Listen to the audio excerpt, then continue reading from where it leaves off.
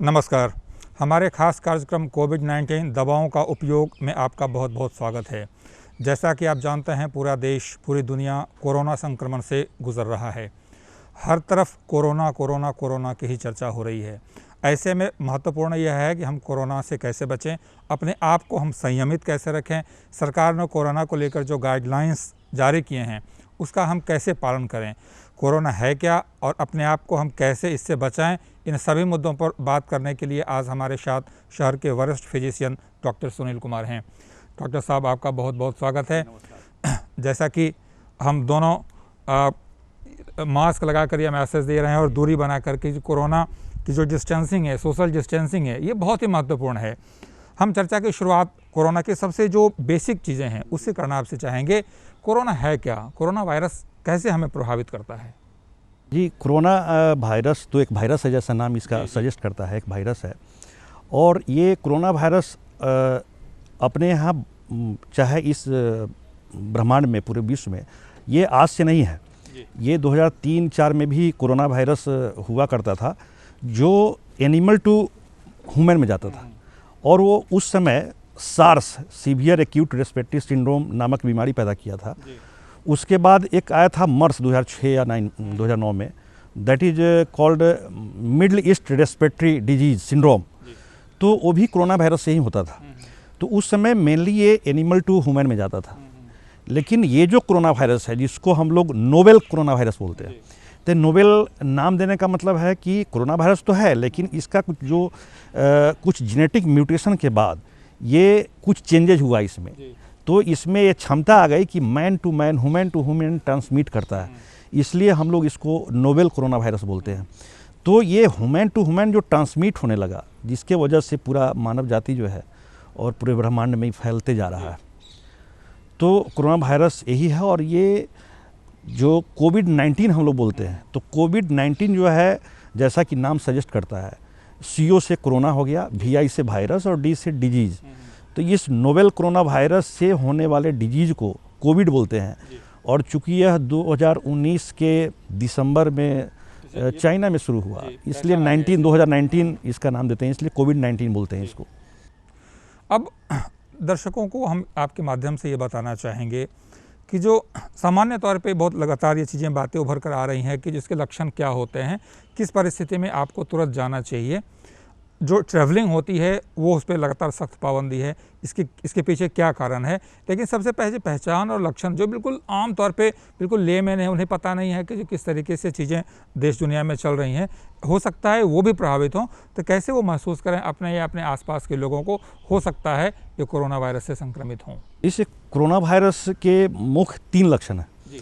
सबसे है कि इसमें सूखी खांसी होती है, इसमें नेजल डिस्चार्ज वगैरह या नाक से पानी बहाना ये सब नहीं होता। तो ड्राई कफ होता है, सूखी खांसी, तेज बुखार, और बाद में चल के जब ये पूरे हमारे लंग्स को अफेक्ट करता है, श्वास सिस्टम जो है हमारा, वो सिस्टम को अगर अफेक्ट करता है लंग्स को, तब सांस लेने में दिक्कत होने लगती है, ब्रेथलेसनेस होता है। तो ये मुख्य 3 लक्षण है कि अगर तेज बुखार हो रहा है, सूखी खांसी हो रही है और बाद में फिर हम लोग को सांस लेने में दिक्कत हो रही है, तो समझना चाहिए कि हो सकता है। दूसरा शास्त्र में है कि वो अगर उसका ट्रेवल हिस्ट्री है, कि मान लें कि ऐसे हाई रिस्क एरिया से आया है जहाँ पहले से इंडेमिक है कोरोना वायरस का, वहाँ से आया है, या फिर ऐसे आदमी के से कांटेक्ट में रहा है जो ऑलरेडी इन्फेक्टेड है कोरोना वायरस से। तो अगर ये हिस्ट्री देता है तो उसको निश्चित रूप से इसका जांच करा लेना चाहिए। लगातार ये बातें आ रही हैं कि कोरोना की बात है कि जो डिस्टेंसिंग, तो क्या इसका क्या मायने रखता है डिस्टेंसिंग? किस तरीके से ये संक्रमण को रोकता है, किस तरह से ये वायरस को डीएक्टिव करता है? देखिए, ये मेन है कि ये इसका कोई ट्रीटमेंट अभी तक नहीं आया। जो कोविड-19 है उसका कोई ट्रीटमेंट नहीं है। तो जैसा हम लोग बचपन से पढ़ते आ रहे हैं, हमारे फादर, पेरेंट्स, ग्रैंडफादर भी पढ़े हैं, prevention is better than cure, कि अगर हम बीमारी न होने दें तो ज़्यादा अच्छा है कि बीमारी होने के बाद उसका ट्रीटमेंट कराएं। तो कोरोना वायरस से बचने का जो 3 चीज़ से हम लोग बच सकते हैं कि हम लोग एक दूसरे से दूरी बना कर रखें, एटलीस्ट 3 फीट 1 मीटर, या अगर 2 मीटर हो। कहीं ना कहीं वायरस के ट्रैवलिंग से संबंध होता है? नहीं, इसका 1 मीटर या 2 मीटर की हम दूरी उसका ये वजह है, उसके पीछे लॉजिक ये है कि जो कोरोना वायरस है वो उसका साइज जो होता है 300 to 400 माइक्रोन होता है। तो जब हम लोग खांसते हैं या छींकते हैं या बोलते हैं तो कभी कभी हमारा जो ड्रॉपलेट्स है, चाहे वो स्पुटम का ड्रॉपलेट हो या फिर जो सर्दी अगर किसी को हुआ है उसका ड्रॉपलेट्स हो, तो उसके साथ वो लगभग 3 फीट तक वो ट्रेवल करता है जो हमको छींकते हैं उसका। तो उसके माध्यम से अगर हम लोग कम दूरी पर बैठे हुए हैं, चाहे क्लोज कांटेक्ट में है, तो उसके थ्रू वो कोरोना वायरस हमको भी ट्रांसमिट हो सकता है, हमको भी कंटेमिनेट कर सकता है। तो जो इसी वजह से डिस्टेंसिंग जो है एटलीस्ट हम लोग 3 फीट या 1 मीटर या अगर उससे ज़्यादा बना सकते हैं तो और बेटर है। तो उसके पीछे लॉजिक है। डॉक्टर साहब, हम फेज़ पे बात करेंगे। जिस तरीके से स्टेज की बात की जाती है कि जो कोरोना अब 3rd स्टेज में आने को है, 4th स्टेज जो सबसे सीवियर स्टेज माना जाता है, तो किस तरीके से स्टेज ट्रैवल करता है, वायरस की सीवियरिटी कैसे स्टेज बाय स्टेज बढ़ती है? नहीं, वो जो स्टेज 3 वाली वो ट्रांसमिशन का स्टेप है, नॉट कि डिजीज का स्टेज है। जैसे अगर कोई ये कोरोना वायरस बाहर से आया है, हमारे देश में पहले से नहीं था जो नोवेल कोरोना वायरस है, तो ये दूसरे जो बाहर में इटली जैसे जहाँ पर इंडेमिक हुआ था, जैसे चाइना हो गया, इटली हो गया, यूएसए हो गया, फ्रांस हो गया, तो पहले वहाँ से जो लोग आए इन्फेक्टेड होके तो यहाँ आए और उनके लोग में जो कांटेक्ट हुआ, ठीक है, तो वो तो इन्फेक्ट होकर हमारे यहाँ है, तो वो स्टेज 1 ही रह गया। लेकिन ड्यूरिंग ट्रैवलिंग जो उनके कांटेक्ट में आया वो जो कंटेमिनेट हुआ दैट इज स्टेज 2। लेकिन स्टेज 3 जब आता है तो उसमें किसी का ट्रैवल हिस्ट्री नहीं है, कोई कांटेक्ट हिस्ट्री नहीं है, और उन लोगों में कांटेक्ट जब ट्रांसमिशन शुरू हो जाता है, जैसे मान लीजिए मुजफ्फरपुर में अभी तक नहीं हुआ, सपोज कीजिए मुजफ्फरपुर में ऐसे लोगों को हो जाए जो कभी ट्रैवल बाहर नहीं किया, कांटेक्ट में नहीं गया, और एक घर में 5 आदमी का हो गया, 7 आदमी का हो गया, ये संख्या अगर बढ़ने लगा तो हम लोग समझें कि स्टेज 3 होगा। तो ये कम्युनिटी ट्रांसमिशन का स्टेज है, that is stage 1, stage 2, stage 3, disease का स्टेज नहीं है। पता चला कि अचानक किसी घर में एक व्यक्ति को कोरोना हो गया, उसे पहले से अंदाज़ा ये नहीं था कि जो हम संक्रमित हो चुके हैं ताकि वो अपने आप को क्वारंटाइन या आइसोलेशन में जाए। वैसी परिस्थिति में क्या लगता है कि समाज को या उसी परिस्थिति में उस व्यक्ति को क्या कुछ कैसे निपटना चाहिए उससे? तो एक चीज़ तो ये है कि अगर किसी को कोई एंडीमिक एरिया से आया, अगर उसको कोई लक्षण नहीं भी हो तो उसको सेल्फ क्वारंटाइन जो जिसकी बात हम लोग करते हैं, चाहे केंद्र सरकार के द्वारा भी इस पर काफ़ी जोर दिया जा रहा है, स्टेट गवर्नमेंट के द्वारा या मेडिकल फैटर्निटी के द्वारा, कि सेल्फ क्वारंटाइन कर लें अपने आपको। हमको लगता है कि हम दिल्ली से आए हैं, चाहे बम्बई से, ऐसे जोन से आए हैं जहाँ पर पहले से बीमारी थी या पहले से ज़्यादा वहाँ पर केसेज हैं, तो सेल्फ क्वारंटाइन कर लेना है ताकि दूसरे को हम लोग ट्रांसमिट नहीं कर सकें। क्योंकि इस बीमारी में क्या होता है, कोविड-19 में हर आदमी जो कंटेमिनेटेड है, इन्फेक्टेड है, उसमें सिम्टम नहीं आता है। बहुत सारे लोग एसिम्टोमेटिक भी चले जाते हैं, तो वो उनको तो ठीक है, कोई बीमारी नहीं है, कोई लक्षण नहीं है, लेकिन ये सोसाइटी में अपने समाज में कंटेमिनेट कर सकते हैं। तो उनको थोड़ा भी अगर भनक है कि हम बाहर से आए हैं, हमको हो सकता है लक्षण नहीं है, फिर भी उनको क्वारंटाइन 14 दिन का करना चाहिए। ये बहुत महत्वपूर्ण खास करके इसलिए भी हो जाती है कि हमारे देश की एक बहुत बड़ी आबादी, माइग्रेटिव पॉपुलेशन हमारे देश की है। खास करके अभी जब आप देख रहे होंगे पिछले 10 दिनों 20 दिनों में दिल्ली से, मुंबई से, गुजरात से, राजस्थान से बहुत बड़ी आबादी बिहार पहुंच रही है। वहाँ से वो काम नहीं मिलने के कारण वहाँ से वो आ रहे हैं। हो सकता है उनमें से कुछ ऐसे लोग हों जो उसके करियर हो चुके हैं हमारे यहाँ। तो किस तरीके से आप मोटिवेट करना चाहेंगे हमारी सोसाइटी को भी या उस व्यक्ति के परिवार को कि जो हो सकता है आपको ना हो, लेकिन फिर भी चीज़ों को पब्लिक डोमेन में आप जाने दीजिए, आप मेडिकल में अपने आप को आप ले जाइए। इसमें जो सारी मतलब ऊपर से मतलब इवन की प्रधानमंत्री, राष्ट्रपति से लेकर और जो हमारा वार्ड मेंबर है, वो सारे लोग इस काम में एक्टिव हैं अभी। तो अगर कोई बाहर से कोई किसी गांव में, किसी मोहल्ला में आता है, तो वहाँ का वार्ड मेंबर का या उसके घर के अपने फैमिली मेंबर का या उसके पड़ोस का या उस आदमी का जो बाहर से, उसका खुद की जिम्मेदारी है कि वो जो सिस्टम बना हुआ है अभी, उस सिस्टम में जाके वहाँ नोटिफाई कराएं, उसका डिटेल्स देना है, या अगर जस्ट इन्फॉर्म कर दें किसी भी सरकारी संस्थान में, चाहे पुलिस विभाग हो या फिर चिकित्सा क्षेत्र में हो, किसी को इन्फॉर्म करें तो एक टीम जाती है वहाँ पर और वो टीम उसका पूरा डाटा लेकर उसको वहाँ स्थानीय लोकल लेवल पर क्वारंटाइन किया जाता है, जिसमें बहुत सारे स्कूल को लिया गया है, पंचायत भवन को लिया गया है। एक आइसोलेशन की बात होती है कि हम सेल्फ आइसोलेट अपने आप को कैसे करें, और दूसरे क्वारंटीन की जो सामुदायिक तौर पे हर पंचायत में क्वारंटीन सेंटर बनाया गया है, स्कूलों में, ये है क्या, किस तरीके से ये चीज़ें काम करती हैं, मेडिकली कैसे ये बचाती हैं इन चीज़ों को? देखिए, क्वारंटाइन और आइसोलेशन थोड़ा सा टेक्निकली डिफरेंट चीज़ है। क्वारंटाइन एक एसिम्प्टोमेटिक पर लागू होता है, जिसको कोई लक्षण नहीं है, किसी को बीमारी नहीं है। तो अगर उसको हम लोग सेपरेट करते हैं ऑन द बेसिस ऑफ कि वो इंडेमिक जोन से आया है या कंटैक्ट का हिस्ट्री है, तो उसको हम लोग कोई लक्षण नहीं है। लेकिन चूंकि उसको हमको रखना है, एसिम्प्टोमेटिक हो सकता है, तो वो अभी कंफर्म केस नहीं है, तो उसको जो हम लोग सेपरेट करते हैं दैट इज़ कॉल्ड क्वारंटाइन। और आइसोलेशन हुआ जो कंफर्म केस हो गया, इसको डायग्नोज किया कि ही इज सफरिंग फ्रॉम कोविड-19, अगर वो कंफर्म हो गया तब जो उसको अलग करते हैं दैट इज आइसोलेशन। तो ये थोड़ा सा डिफर करता है कि क्वारंटाइन हेल्दी पर लागू होता है, आइसोलेशन जो है वो इन्फेक्टेड पर्सन पर लागू होता है। तो क्वारंटाइन और आइसोलेशन से मेन मकसद वही होता है कि हम दूसरे को ट्रांसमिट न करें, ट्रांसमिशन को रोक दे, जहाँ है वहीं है, जो स्टेज 2 में अभी चल रहा है हमारा देश वहीं पर रुक जाए, तो क्वारंटाइन का ये फ़ायदा होता है। कई बार ऐसा भी होता है कि जो उस व्यक्ति, उस परिवार के उस व्यक्ति को क्वारंटाइन या आइसोलेट तो कर दिया जाता है, लेकिन हो सकता है तब तक अगर वो करियर है उसका हो, तब तक वो परिवार के अन्य सदस्यों को भी बना दिया हो चुका है, संक्रमित कर चुका होता है। तो क्या आपको लगता है कि अगर किसी एक व्यक्ति में संदिग्धता के आधार पे भी अगर उसे लगे कि जो हो सकता है इसके लक्षण दिख रहे हैं, तो पूरे परिवार को उसके करना चाहिए आइसोलेट? नहीं, अगर किसी परिवार में अगर ठीक है जो बाहर से आया है उसको और कोई लक्षण नहीं है, लेकिन अगर परिवार के कांटेक्ट में गया है और परिवार में किसी भी मेंबर को अगर कोई सिम्टम आता है तो उसको अवश्य उसको जांच का विषय है, उसको जंचवाना चाहिए जी। अब एक सबसे महत्वपूर्ण चीज़ें कोरोना के संबंध में ये आती हैं कि जो दवाओं का उपयोग लगातार मेडिकल टीम भी लगातार इस पर एडवाइस दे रही है कि किन परिस्थितियों में, तो लेकिन गाँव में खास करके ग्रामीण क्षेत्रों में अगर इस ढंग के सिम्टम होते हैं तो उसको अन्य बीमारियां समझ के लोग उसका इलाज करना शुरू करते हैं। तो जैसा कि हम जानते हैं, जैसा कि लगातार बातें आ रही हैं कि इसका अब तक कोई दवा या कोई वैक्सीन बना नहीं है, तो क्या आप बताना चाहेंगे कि किस तरीके से दवा का उपयोग होना चाहिए, नहीं होना चाहिए, कैसे आप लोगों को मैसेज देना चाहेंगे? देखिए, अभी कोविड-19 के लिए कोई मेडिसिन नहीं है जी। अगर कोई पेशेंट को हम लोग एडमिट करते हैं तो उसका सिम्टोमेटिक ट्रीटमेंट होता है। अगर तेज़ बुखार है तो पैरासीटामोल देते हैं, ऑक्सीजन कमी है तो ऑक्सीजन देते हैं, उसको आईवी लाइन लगा के उसको फ्लूइड दिया जाता है, रिहाइड्रेट किया जाता है। अगर उसको ब्रेथलेसनेस का है तो उसको नेबुलाइज किया जाता है। तो सिम्टोमेटिक ट्रीटमेंट हम लोग करते हैं उसका, कोई उसका मतलब ऑथेंटिक ट्रीटमेंट नहीं है उसका।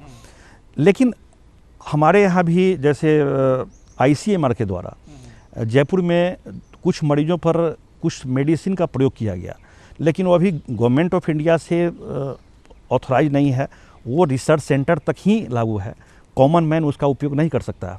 एक तो दो बात हो गई। दूसरी बात कि हाइड्रोक्सीक्लोरोक्विन और एजिथ्रोमाइसिन पर काफ़ी चर्चा हो रही है कि वो दवा काफ़ी इफेक्टिव है। बहुत सारे कंट्री डिमांड भी किया इसका, हाँ, जो डिमांड हो रहा है कि भाई उसको दवा भेजिए, हमारे देश से बहुत देश को सप्लाई भी हुआ है। तो वो भी हाइड्रोक्सीक्लोरोक्विन और एजिथ्रोमाइसिन जो है वो अभी जो पेशेंट का हॉस्पिटलाइज पेशेंट है तो उनमें अगर गाइडलाइंस कुछ उस तरह का हो आएगा तब उस तरह के मरीज को, हर मरीज को दिया जाएगा। अभी उस तरह का कोई गाइडलाइन नहीं है। दूसरा है कि गाइडलाइन जब आएगा तो उसके लिए ये भी गाइडलाइन है कि जो हेल्थ केयर वर्कर है, जो उस पेशेंट का इलाज कर रहे हैं, उनको भी एज ए प्रोफिलैक्टिक उनको हाइड्रोक्सीक्लोरोक्विन लेना है। लेकिन आम पब्लिक उसको without advice of the doctors उसको एकदम नहीं लेना है, क्योंकि हर दवा कुछ साइड इफेक्ट होता है। तो वो कॉमन दवा नहीं है कि कोई भी जाके काउंटर से ले ले उसको खा ले, ऐसा नहीं करना चाहिए। खास करके वैसे डॉक्टर्स जो गाँव में कोई जो काम करते हैं, ऐसी परिस्थितियों में जो सामान्य इलाज होता है वो करते हैं, उन्हें भी इन चीज़ों से मुझे लगता है कि दूर रहना चाहिए। नहीं, बिल्कुल बिल्कुल, अभी इसका मिसयूज नहीं होना चाहिए बिल्कुल, और उसका साइड इफेक्ट होना चाहिए। उसका एक तो बहुत बड़ा उदाहरण है कि अमेरिका के राष्ट्रपति ट्रंप साहब जो स्पीच दिए थे कि इसमें हाइड्रोक्सीक्लोरोक्विन जो दवा है वो काफ़ी इफेक्टिव है, और उनके स्टेटमेंट के बाद बहुत सारे लोग वहाँ पर ज़्यादा डोज में ले लिए, और जिससे कुछ लोगों का डेथ हो गया। हम लिटरेचर कहीं पढ़ रहे थे, उसमें दिया हुआ था कि कुछ लोगों का डेथ भी हो गया। तो इतना फैटल दवा है तो इसको विदाउट डॉक्टर के एडवाइस से नहीं लेना चाहिए। और ये हॉस्पिटलाइज तक जब गाइडलाइन आएगा कि ऐसे ट्रीट करना है तो हम लोग हॉस्पिटल ट्रीटमेंट ही कर सकते हैं, इसको माने पर्सनल ट्रीटमेंट में नहीं लाना चाहिए, बिल्कुल नहीं। कोरोना से प्रभावित या संक्रमित हर वर्ग, हर आयु वर्ग के लोग हो रहे हैं, लेकिन एक बात लगातार आ रही है कि जो 60+ के लोग अधिक प्रभावित हो रहे हैं, या फिर बच्चे अधिक प्रभावित हो रहे हैं। इसका कारण कहीं ना कहीं बॉडी की इम्यूनिटी से संबंध है। किस तरीके से आप इसे बताना चाहेंगे कि जो किस तरीके से इम्यूनिटी हमें, अगर हमारी बॉडी की इम्यूनिटी होती है तो ऐसे वायरस का संक्रमण अपेक्षाकृत कम होता है हम पर? नहीं, कोई भी देखिए, हमारा शरीर में हर आदमी के शरीर में बीमारी से लड़ने की क्षमता होती है, ये प्रकृति द्वारा दिया गया है। तो जिस तरह से अन्य बीमारी के तरह भी वही होता है कि जब बीमारी हमारे शरीर में आता है तो हमारा इम्यून सिस्टम उससे फाइट करता है, उसको भगाने के लिए। तो उसी तरह कोरोना वायरस कोविड-19 के साथ भी वही चीज़ है। अगर हम लोग को कोरोना वायरस का इन्फेक्शन किसी को हुआ तो वो उसका जो इम्यून सिस्टम है वो उससे फाइट करता है ताकि वो बीमारी वहाँ चला जाए। लेकिन अगर इम्यून सिस्टम किसी का कमज़ोर है तो उसमें वो बहुत तेज़ी से या बहुत एग्रेसिव होके वो अफेक्ट करता है उसको, और उसमें मोर्टेलिटी रेट थोड़ा ज़्यादा हो जाता है। तो ओल्ड एज में या किसी को डायबिटीज़ है, डायबिटिक पेशेंट में, या पहले से किसी को रेस्पिरेटरी डिजीज़ है, तो वैसे केसेज में ये थोड़ा सा मोर्टेलिटी रेट उसमें ज़्यादा हो जाता है, उसमें हाई रिस्क रहता है उसमें। डॉक्टर साहब, दवाओं के साथ साथ कुछ और चीज़ें ऐसी होती हैं कि जो कई बार इन चीज़ों को एक्सपोज किया जाता है। हो सकता है कि वो चीज़ें भ्रामक भी होती हैं। जैसे कई बार कहा जाता है कि जो आप लगातार गर्म पानी पीते रहिए। टेम्परेचर की बातें होती, टेम्परेचर की बात हम इस पर अलग से करेंगे कि जो वायरस का टेम्परेचर से कितना गहरा संबंध होता है। उसके पहले हम आपसे जानना चाहेंगे कि जो क्या गर्म पानी या इस ढंग की जो चीज़ें हैं वो कहीं ना कहीं हमें बचाती हैं संक्रमण से? नहीं, अगर किसी को कोरोना वायरस अगर हो गया है, अगर वो कोरोना वायरस से इन्फेक्टेड हो गया है, तो पानी पीने से ऐसा नहीं, गर्म पानी पिएंगे तो वो रेस्पिरेटरी जो ट्रैक्ट है उसमें जाके वो काम करेगा। आपके हो सकता है किसी को थ्रोट में थोड़ा बहुत कर सकता है, लेकिन उसका कोई मतलब प्रूफ नहीं है। तो पानी, गर्म पानी पी लेने से या गर्म पानी नहा लेने से कोरोना वायरस नहीं होगा, ऐसा नहीं है। उसी तरीके से अब टेम्परेचर से भी हम इस वायरस को जोड़ना चाहेंगे। जब पहली बार चाइना में आया या दिसंबर में, फिर जनवरी की जो स्थिति थी, तो जब भारत के परिप्रेक्ष्य में ये बातें लगातार कही जा रही थी कि जो यहाँ पे फरवरी मार्च के बाद स्थिति नियंत्रित हो जाएगी, टेम्परेचर, इसका सीधा संबंध टेम्परेचर से है। लेकिन अभी जो परिस्थिति दिख रही है कि इस टेम्परेचर में भी जब तापमान 38 के आसपास पहुँच रहा है, उस परिस्थिति में भी वायरस की सीवियरिटी में कोई कमी नहीं दिख रही है। जहाँ मिलना होता है वहाँ मिल ही रहा है।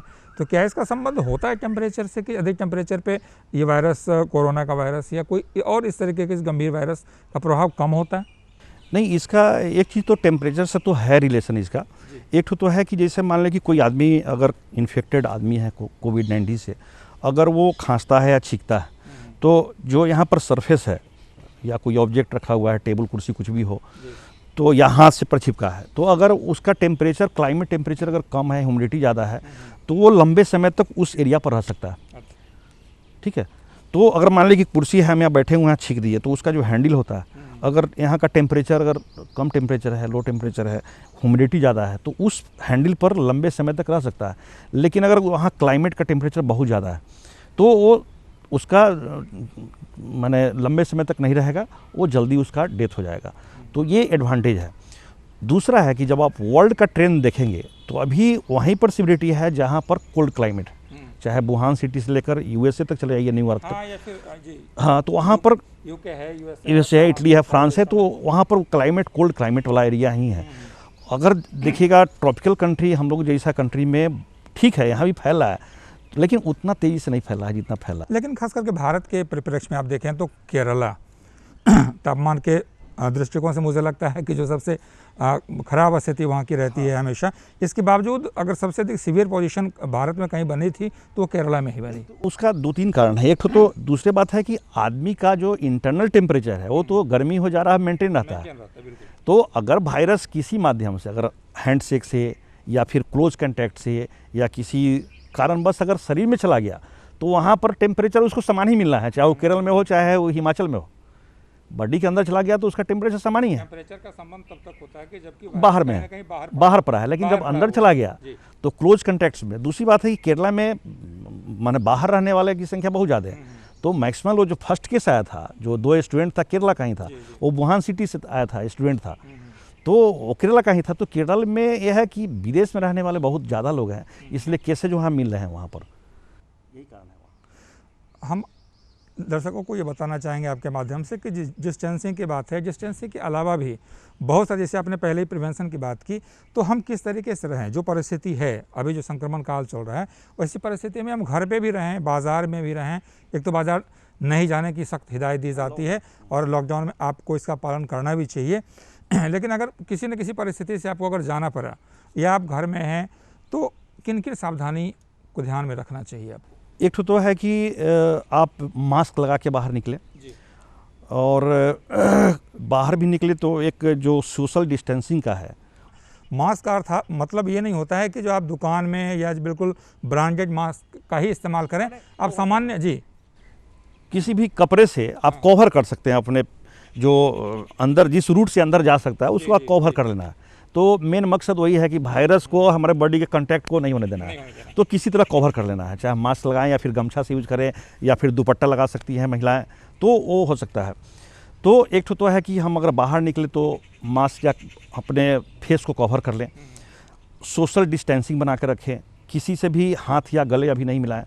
दूसरी बात है कि अपने हाथ को फेस एरिया में नहीं लेना है, टच नहीं करना है, और जब वहाँ से आए तो बीच बीच में सैनिटाइज़र का यूज कर सकते हैं। जब घर पर आए तो उसको अच्छी तरह हाथ धो लेना है उसको। तो ये सब अगर मेंटेन करेंगे, बार बार हैंड वॉश करना। दूसरी बात है कि अगर हेड को कवर रखते हैं, सैनिटाइज़र यूज करते हैं, सोशल डिस्टेंसिंग बना कर रखते हैं, तो इससे बचा जा सकता है।